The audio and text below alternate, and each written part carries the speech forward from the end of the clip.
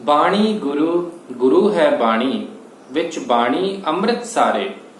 गुरबाणी कहे सेवक जन मानै पर तख गुरु निस्तारे। गुरु प्यारी साध संगत जी, वाहिगुरु जी का खालसा वाहिगुरु जी की फतेह। अज असी जपजी साहिब की 16वीं पौड़ी दे विचों समझण दा जतन करांगे कि इस पौड़ी विच गुरु नानक देव जी सानू की समझाउणा चाहुंदे ने। आओ सरवण करते हाँ। गुरु नानक देव जी लिखते ने, पंच परवान पंच प्रधान। इत्थे पंच उन्हां मनुखां लई वरतिया गया है जिन्हां ने नाम सुनिया ते मन्निया है ते उस अकाल पुरख दे हुक्म अनुसार ही अपना जीवन बतीत करते हैं। परवान का अर्थ है कबूल होना ते प्रधान का अर्थ है आगू या लीडर। हुण गुरु नानक देव जी समझाउंदे ने कि जिन्हां मनुखां ने उस अकाल पुरख दे नाम नूं सुनिया मन्निया है ते उस अकाल पुरख दे हुक्म अनुसार ही अपना जीवन बतीत करते हैं, उही पंच जन परमात्मा दे दर ते कबूल होंदे ने ते उही पंच जन ही संसार दे विच सारियां दे आगू बनते ने। अगली पंक्ति विच गुरु नानक देव जी लिखते ने, पंचे पावह दरगह मान। ते उस रब दी दरगाह दे विच भी उन्हां पंच जनां नूं ही मान या वडियाई मिलती है। पंचे सो है दर राजान। दर राजान तो भाव है राज दरबारां दे विच ते सोहै दा अर्थ है शोभदे ने या सोहणे लगदे ने। गुरु नानक देव जी लिखते ने कि यही पंच जन ही राज दरबारां दे विच भी सोहणे लगदे ने।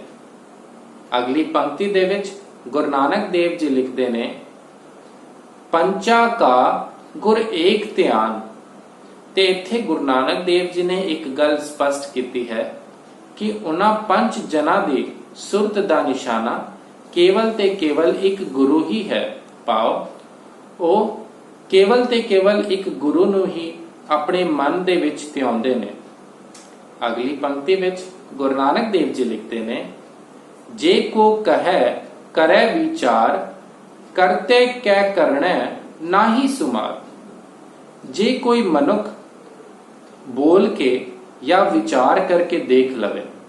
ऐथे सुमार दा अर्थ है कैलकुलेट या हिसाब लगाना। करते कै करने दा अर्थ है करतार दी कुदरत दा। जे कोई मनुख बोल के या विचार करके वेख लवे तां भी इस परमात्मा दी कुदरत दा अंदाजा नहीं लगाया जा सकता। पाओ उस अकाल पुरख दी सिरजी हुई एक कुदरत इन्नी विशाल है, इन्नी महान है कि इसका अंदाजा मनुख दे द्वारा नहीं लगाया जा सकता। तौल धर्म दया का पूत। इत्थे तौल दा अर्थ है बैल या बुल। पंजाबी दे विच इनू बलद आख्या जाता है। दया का पूत दा अर्थ है दया दा पुत्र। असी इस पंक्ति नू अगे डिस्कस करांगे। इहदे नाल ही असी अगली पंक्ति भी सुन लैंदे हां, संतोख थाप रखिया जिन सूत। हुण गुरु नानक देव जी इन्हां दोवां पंक्तियां दे विच सानू समझाउंदे ने कि पहला बंदियां दे अंदर एक भ्रम सी। यह भ्रम की सी कि इस संसार नू बैल ने अपने सिंगां दे उत्ते टिका के रखिया है। पर गुरु नानक देव जी ने एक गल इत्थे स्पष्ट कर दी है कि संसार किसी बैल दे सिंग दे उत्ते नहीं टिकिया। अगर यह संसार टिकिया है तो धर्म दे उत्ते टिकिया होया है। ताही गुरु नानक देव जी लिखते ने, तौल धर्म दया का पूत। लोकां ने जिन्नू तौल आख्या है, जिन्नू बैल आख्या है, गुरु नानक देव जी ने अनुसार वो धर्म है। तो वो धर्म की है? धर्म दया दा पुत्र है। भाव दया दे अंदरों ही धर्म जन्म लैंदा है। पहला इंसान दे अंदर दया भावना आंदी है, उस तो बाद उस इंसान दे अंदर धर्म प्रगट हुंदा है। संतोख थाप रखिया जिन सूत। ਤੇ ਇਸ ਪੰਕਤੀ ਦੇ ਵਿੱਚ ਗੁਰੂ ਨਾਨਕ ਦੇਵ ਜੀ ਸਪਸ਼ਟ ਕਰਦੇ ਨੇ ਕਿ ਦਇਆ ਨੇ ਧਰਮ ਨੂੰ ਜਨਮ ਦਿੱਤਾ ਤੇ ਧਰਮ ਤੋਂ ਸੰਤੋਖ ਪੈਦਾ ਹੁੰਦਾ ਹੈ। ਭਾਵ ਧਰਮ ਦੇ ਨਾਲ ਹੀ ਸਾਡੇ ਅੰਦਰ ਸੈਟੀਸਫੈਕਸ਼ਨ ਆਉਂਦਾ ਹੈ। ਅਗਲੀ ਪੰਕਤੀ ਦੇ ਵਿੱਚ ਗੁਰੂ ਨਾਨਕ ਦੇਵ ਜੀ ਲਿਖਦੇ ਨੇ, ਜੇ ਕੋ ਬੁਝੈ ਹੋਵੇ ਸਚਿਆਰ। ਇਸ ਪੰਕਤੀ ਦਾ ਅਰਥ ਹੈ ਕਿ ਜੇ ਕੋਈ ਮਨੁੱਖ ਪਿੱਛੇ ਦੱਸੀ ਹੋਈ ਪੰਕਤੀ ਦੇ ਅਰਥ ਨੂੰ ਸਮਝ ਲਵੇ ਤੇ ਉਹ ਸਚਿਆਰਾ ਬਣ ਜਾਂਦਾ ਹੈ। ਭਾਵ ਉਹਦੇ ਅੰਦਰ ਅਕਾਲ ਪੁਰਖ ਦਾ ਪ੍ਰਕਾਸ਼ ਹੋ ਜਾਂਦਾ ਹੈ।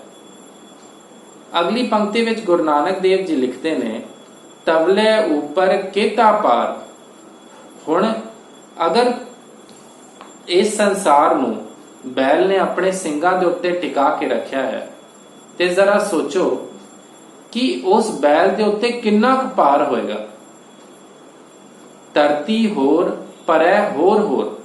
ਇਸ ਪੰਕਤੀ ਦਾ ਅਰਥ ਹੈ ਕਿ ਬੈਲ ਦੇ ਸਿੰਘਾਂ ਦੇ ਉੱਤੇ ਧਰਤੀ ਟਿੱਕੀ ਹੋਈ ਹੈ ਤੇ ਉਸ ਬੈਲ ਨੂੰ ਬੇਸ ਦੇਣ ਲਈ ਥੱਲੇ ਕੋਈ ਨਾ ਕੋਈ ਧਰਤੀ ਤਾਂ ਹੋਏਗੀ ਤੇ ਥੱਲੇ ਇੱਕ ਹੋਰ ਬੈਲ ਹੋਏਗਾ, ਫਿਰ ਇੱਕ ਹੋਰ ਧਰਤੀ ਹੋਏਗੀ ਤੇ ਫਿਰ ਹੋਰ ਬੈਲ ਹੋਏਗਾ ਤੇ ਇਹ ਸਿਲਸਿਲਾ ਤੇ ਚੱਲਦਾ ਰਹੇਗਾ। ਅਗਲੀ ਪੰਕਤੀ ਵਿੱਚ ਗੁਰੂ ਨਾਨਕ ਦੇਵ ਜੀ ਪੁੱਛਦੇ ਨੇ, ਤਿਸਤੇ ਪਾਰ ਤਲੇ ਕਵਣ ਜੋਰ। ਤੇ ਅਗਰ ਇਦਾਂ ਦੀ ਗੱਲ ਹੈ ਤਾਂ ਮੈਨੂੰ ਇਹ ਗੱਲ ਸਮਝਾਓ ਕਿ ਜਿਹੜਾ ਆਖਰੀ ਬਲਦ ਹੈ, ਜਿਹੜਾ ਆਖਰੀ ਬੈਲ ਹੈ, ਉਹਨੂੰ ਸਹਾਰਾ ਦੇਣ ਲਈ ਫਿਰ ਥੱਲੇ ਕਿਹੜੀ ਜ਼ਮੀਨ ਹੈ ਜਾਂ ਥੱਲੇ ਕਿਹੜੀ ਚੀਜ਼ ਹੈ ਜਿਨੇ ਆਖਰੀ ਬਲਦ ਨੂੰ ਸਹਾਰਾ ਦਿੱਤਾ ਹੈ। ਕਿਉਂਕਿ ਅਸੀਂ ਸਾਰੇ ਪੜ੍ਹੇ ਲਿਖੇ ਹਾਂ, ਅਸੀਂ ਸਾਰੇ ਜਾਣਦੇ ਹਾਂ ਕਿ ਜੇ ਅਸੀਂ ਜ਼ਮੀਨ ਦੇ ਵਿੱਚ ਚੱਲਦੇ ਹਾਂ ਤੇ ਉਹਦੇ ਪਿੱਛੇ ਇੱਕ ਕਾਰਨ ਹੈ ਜਿਹਨੂੰ ਅਸੀਂ ਗ੍ਰੈਵਿਟੇਸ਼ਨਲ ਫੋਰਸ ਕਹਿੰਦੇ ਹਾਂ। ਬਿਨਾਂ ਗ੍ਰੈਵਿਟੇਸ਼ਨਲ ਫੋਰਸ ਦੇ ਕੋਈ ਵੀ ਇਨਸਾਨ ਜ਼ਮੀਨ ਦੇ ਉੱਤੇ ਖੜਾ ਨਹੀਂ ਰਹਿ ਸਕਦਾ। ਤੇ ਗੁਰੂ ਨਾਨਕ ਦੇਵ ਜੀ ਨੇ ਸਵਾਲ ਕੀਤਾ ਕਿ ਜੇ ਇਦਾਂ ਦੀ ਗੱਲ ਹੈ, ਬੈਲ ਨੇ ਇਸ ਸੰਸਾਰ ਨੂੰ ਆਪਣੇ ਸਿੰਘਾਂ ਦੇ ਉੱਤੇ ਟਿਕਾ ਕੇ ਰੱਖਿਆ ਹੈ, ਤੇ ਮੈਨੂੰ ਇੱਕ ਗੱਲ ਦੱਸੋ ਕਿ ਜਿਹੜਾ ਆਖਿਰਲਾ ਬੈਲ ਹੈ ਉਸ ਦੇ ਥੱਲੇ ਕਿਹੜੀ ਜ਼ਮੀਨ ਹੈ। ਅਗਲੀ ਦੋ ਪੰਕਤੀਆਂ ਦੇ ਵਿੱਚ ਗੁਰੂ ਨਾਨਕ ਦੇਵ ਜੀ ਫਰਮਾਉਂਦੇ ਨੇ, ਜੀ ਜਾਤ ਰੰਗਾ ਕੇ ਨਾਉ ਸਭਨਾ ਲਿਖਿਆ ਵੁੜੀ ਕਲਾਮ। ਇੱਥੇ ਵੁੜੀ ਕਲਾਮ ਦਾ ਅਰਥ ਹੈ ਵਗਦੀ ਕਲਮ ਦੇ ਨਾਲ। ਗੁਰੂ ਨਾਨਕ ਦੇਵ ਜੀ ਫਰਮਾਉਂਦੇ ਨੇ ਕਿ ਇਸ ਸੰਸਾਰ ਦੇ ਵਿੱਚ ਕਈ ਤਰ੍ਹਾਂ ਦੇ ਮਨੁੱਖ ਨੇ, ਉਹਨਾਂ ਦੀਆਂ ਕਈ ਜਾਤਾਂ ਨੇ ਤੇ ਕਈ ਨਾਮ ਨੇ ਤੇ ਅਲੱਗ-ਅਲੱਗ ਕਿਸਮ ਨੇ, ਤੇ ਸਾਰਿਆਂ ਨੇ ਆਪਣੇ ਅਨੁਸਾਰ ਵਗਦੀ ਕਲਮ ਨਾਲ ਉਸ ਅਕਾਲ ਪੁਰਖ ਦਾ ਲੇਖਾ ਲਿਖਿਆ ਹੈ। ਅਗਲੀ ਦੋ ਪੰਕਤੀਆਂ ਦੇ ਵਿੱਚ ਗੁਰੂ ਨਾਨਕ ਦੇਵ ਜੀ ਲਿਖਦੇ ਨੇ, ਇਹ ਲੇਖਾ ਲਿਖ ਜਾਣੈ ਕੋਏ, ਲੇਖਾ ਲਿਖਿਆ ਕੇਤਾ ਹੋਏ। ਪਰ ਕੋਈ ਵਿਰਲਾ ਮਨੁੱਖ ਹੀ ਹੈ ਜੋ ਉਸ ਅਕਾਲ ਪੁਰਖ ਦਾ ਲੇਖਾ ਲਿਖ ਸਕਦਾ ਹੈ। ਭਾਵ ਉਸ ਅਕਾਲ ਪੁਰਖ ਦੇ ਉੱਤੇ ਕੋਈ ਵਿਰਲਾ ਬੰਦਾ ਹੀ ਹੈ ਜੋ ਇੱਕ ਪੈਰਾਗ੍ਰਾਫ ਜਾਂ ਏਸੇ ਜਾਂ ਕੋਈ ਇੱਕ ਲੇਖ ਲਿਖ ਸਕਦਾ ਹੈ ਕਿ ਉਸ ਅਕਾਲ ਪੁਰਖ ਦੀ ਕਿੰਨੀ ਕੁ ਵਡਿਆਈ ਹੈ, ਉਹ ਕਿੰਨਾ ਵੱਡਾ ਹੈ, ਤੇ ਹੋਰ ਵੀ ਬਹੁਤ ਕੁਝ ਜੋ ਅਸੀਂ ਸ਼ਾਇਦ ਡਿਸਕਸ ਨਹੀਂ ਕਰ ਸਕਦੇ। ਤੇ ਗੁਰੂ ਨਾਨਕ ਦੇਵ ਜੀ ਫਰਮਾਉਂਦੇ ਨੇ, ਲੇਖਾ ਲਿਖਿਆ ਕੇਤਾ ਹੋਏ। ਤੇ ਜੇ ਮੰਨ ਲਓ ਕਿ ਉਸ ਵਿਰਲੇ ਮਨੁੱਖ ਨੇ ਉਸ ਅਕਾਲ ਪੁਰਖ ਦਾ ਲੇਖਾ ਲਿਖ ਵੀ ਲਿਆ, ਤੇ ਜ਼ਰਾ ਸੋਚੋ ਕਿ ਉਹ ਲੇਖ ਕਿੰਨਾ ਵੱਡਾ ਹੋ ਜਾਏਗਾ। ਅਗਲੀ ਪੰਕਤੀ ਦੇ ਵਿੱਚ ਗੁਰੂ ਨਾਨਕ ਦੇਵ ਜੀ ਫਰਮਾਉਂਦੇ ਨੇ, ਕੇਤਾ ਤਾਣ ਸਵਾਲੀਓ ਰੂਪ। ਇੱਥੇ ਤਾਣ ਦਾ ਅਰਥ ਹੈ ਪਾਵਰ ਤੇ ਸਵਾਲੀਓ ਦਾ ਅਰਥ ਹੈ ਸੁੰਦਰ। ਗੁਰੂ ਨਾਨਕ ਦੇਵ ਜੀ ਫਰਮਾਉਂਦੇ ਨੇ ਕਿ ਜ਼ਰਾ ਸੋਚੋ ਕਿ ਅਕਾਲ ਪੁਰਖ ਦੇ ਕੋਲ ਕਿੰਨੀ ਕੁ ਤਾਕਤ ਹੋਏਗੀ। ਜਿਨੇ ਸਾਰਾ ਸੰਸਾਰ ਸਿਰਜਿਆ ਹੈ ਉਹ ਵਾਕਈ ਦੇ ਵਿੱਚ ਕਿੰਨਾ ਤਾਕਤਵਰ ਹੋਣਾ। ਤੇ ਜੇ ਅਸੀਂ ਸੋਚੀਏ ਜਿਹਦੀ ਕੋਈ ਸੂਰਤ ਹੋਏ ਤੇ ਉਹ ਕਿੰਨੀ ਕੁ ਪਿਆਰੀ ਹੋਏਗੀ, ਕਿੰਨੀ ਸੁੰਦਰ ਹੋਏਗੀ। ਕੇਤਾ ਤਾਣ, ਕਿੰਨੀ ਜ਼ਿਆਦਾ ਉਹਦੀ ਪਾਵਰ ਹੋਏਗੀ, ਤੇ ਸਵਾਲੀਓ ਰੂਪ, ਤੇ ਕਿੰਨਾ ਸੋਹਣਾ ਉਹਦਾ ਰੂਪ ਹੋਏਗਾ। ਅਗਲੀ ਪੰਕਤੀ ਦੇ ਵਿੱਚ ਗੁਰੂ ਨਾਨਕ ਦੇਵ ਜੀ ਫਰਮਾਉਂਦੇ ਨੇ, ਕੇਤੀ ਦਾਤ ਜਾਣੇ ਕੌਣ ਕੂਤ। ਕੂਤ ਦਾ ਅਰਥ ਹੈ ਅੰਦਾਜ਼ਾ। ਹੁਣ ਗੁਰੂ ਨਾਨਕ ਦੇਵ ਜੀ ਨੇ ਸਵਾਲ ਕੀਤਾ ਹੈ ਕਿ ਅਕਾਲ ਪੁਰਖ ਦੀ ਦਾਤ ਦਾ ਜਾਂ ਬਲੇਸਿੰਗਸ ਦਾ ਅੰਦਾਜ਼ਾ ਕੌਣ ਲਗਾ ਸਕਦਾ ਹੈ? ਕੀਤਾ ਪਸਾਓ ਏਕੋ ਕਬਾਓ। ਇੱਥੇ ਪਸਾਓ ਦਾ ਅਰਥ ਹੈ ਪਸਾਰਾ ਜਾਂ ਸੰਸਾਰ, ਤੇ ਕਵਾਓ ਦਾ ਅਰਥ ਹੈ ਇੱਕ ਹੁਕਮ ਨਾਲ। ਗੁਰੂ ਨਾਨਕ ਦੇਵ ਜੀ ਸਮਝਾਉਂਦੇ ਨੇ ਕਿ ਉਸ ਅਕਾਲ ਪੁਰਖ ਨੇ ਇੱਕ ਹੁਕਮ ਨਾਲ ਇਸ ਸੰਸਾਰ ਨੂੰ ਬਣਾ ਦਿੱਤਾ, ਤੇ ਸੰਸਾਰ ਦੀ ਸਿਰਜਣਾ ਅਕਾਲ ਪੁਰਖ ਨੇ ਸਿਰਫ ਇੱਕ ਹੁਕਮ ਨਾਲ ਕਰ ਦਿੱਤੀ ਹੈ। ਤਿਸਤੇ ਹੋਏ ਲੱਖ ਦਰਿਆਓ, ਤੇ ਉਸ ਇੱਕ ਹੁਕਮ ਨਾਲ ਹੀ ਲੱਖਾਂ ਦਰਿਆ ਵਗਣ ਲੱਗ ਪਏ। ਭਾਵ ਅਕਾਲ ਪੁਰਖ ਦੇ ਇੱਕ ਹੁਕਮ ਨਾਲ ਹੀ ਉਹਨੇ ਲੱਖਾਂ ਦਰਿਆ ਜਾਂ ਲੱਖਾਂ ਨਦੀਆਂ ਬਣਾ ਦਿੱਤੀਆਂ। ਕੁਦਰਤ ਕਵਣ ਕਹਾ ਵਿਚਾਰ। ਗੁਰੂ ਨਾਨਕ ਦੇਵ ਜੀ ਫਰਮਾਉਂਦੇ ਨੇ ਕਿ ਅਕਾਲ ਪੁਰਖ ਦੀ ਬਣਾਈ ਹੋਈ ਜਿਹੜੀ ਕੁਦਰਤ ਹੈ ਉਹਦੇ ਬਾਰੇ ਮੈਂ ਵਿਚਾਰ ਕਰਨ ਦੇ ਸਮਰੱਥ ਨਹੀਂ ਹਾਂ। ਵਾਰਿਆ ਨਾ ਜਾਵਾਂ ਇੱਕ ਵਾਰ, ਮੈਂ ਤਾਂ ਉਸ ਕੁਦਰਤ ਤੇ ਇੱਕ ਵਾਰੀ ਵੀ ਨਹੀਂ ਵਾਰਿਆ ਜਾ ਸਕਦਾ। ਭਾਵ ਮੇਰੀ ਹਸਤੀ ਇੰਨੀ ਛੋਟੀ ਹੈ ਕਿ ਮੈਂ ਇੱਕ ਵਾਰ ਵੀ ਉਸ ਕੁਦਰਤ ਉੱਤੇ ਵਾਰ ਨਹੀਂ ਸਕਦਾ ਆਪਣੇ ਆਪ ਨੂੰ। ਅਗਲੀ ਦੋ ਪੰਕਤੀਆਂ ਵਿੱਚ, ਜੋ ਕਿ ਇਸ ਪੌੜੀ ਦੀ ਆਖਿਰਲੀ ਦੋ ਪੰਕਤੀਆਂ ਨੇ, ਗੁਰੂ ਨਾਨਕ ਦੇਵ ਜੀ ਲਿਖਦੇ ਨੇ, ਜੋ ਤੁਧ ਭਾਵੈ ਸਾਈ ਭਲੀਕਾਰ, ਤੂੰ ਸਦਾ ਸਲਾਮਤ ਨਿਰੰਕਾਰ। ਹੇ ਅਕਾਲ ਪੁਰਖ ਪਰਮਾਤਮਾ, ਜੋ ਤੈਨੂੰ ਚੰਗਾ ਲੱਗਦਾ ਹੈ ਉਹੀ ਕੰਮ ਠੀਕ ਹੈ। ਜੋ ਤੁਧ ਭਾਵੈ ਸਾਈ ਭਲੀਕਾਰ, ਉਹੀ ਕੰਮ ਭਲਾ ਹੈ, ਉਹੀ ਕੰਮ ਚੰਗਾ ਹੈ ਜੋ ਤੈਨੂੰ ਚੰਗਾ ਲੱਗਦਾ ਹੈ। ਭਾਵ ਉਸ ਅਕਾਲ ਪੁਰਖ ਦੀ ਰਜ਼ਾ ਵਿੱਚ ਰਹਿਣਾ ਹੀ ਠੀਕ ਹੈ। ਤੂੰ ਸਦਾ ਸਲਾਮਤ ਨਿਰੰਕਾਰ, हे ਨਿਰੰਕਾਰ ਪਰਮਾਤਮਾ, ਤੂੰ ਸਦਾ ਹੀ ਸਲਾਮਤ ਹੈ ਤੇ ਸਥਿਰ ਰਹਿਣ ਵਾਲਾ ਹੈ ਤੇ ਸਦਾ ਹੀ ਵਿਆਪਕ ਹੈ। ਸਾਧ ਸੰਗਤ ਜੀ, ਅਗਲੀ ਵੀਡੀਓ ਦੇ ਵਿੱਚ ਅਸੀਂ 17ਵੀਂ ਪੌੜੀ ਦੇ ਵਿੱਚੋਂ ਸਮਝਣ ਦਾ ਯਤਨ ਕਰਾਂਗੇ ਕਿ ਗੁਰੂ ਨਾਨਕ ਦੇਵ ਜੀ ਜਪਜੀ ਸਾਹਿਬ ਦੇ ਵਿੱਚ ਸਾਨੂੰ ਕੀ ਸਮਝਾਉਣਾ ਚਾਹੁੰਦੇ ਨੇ।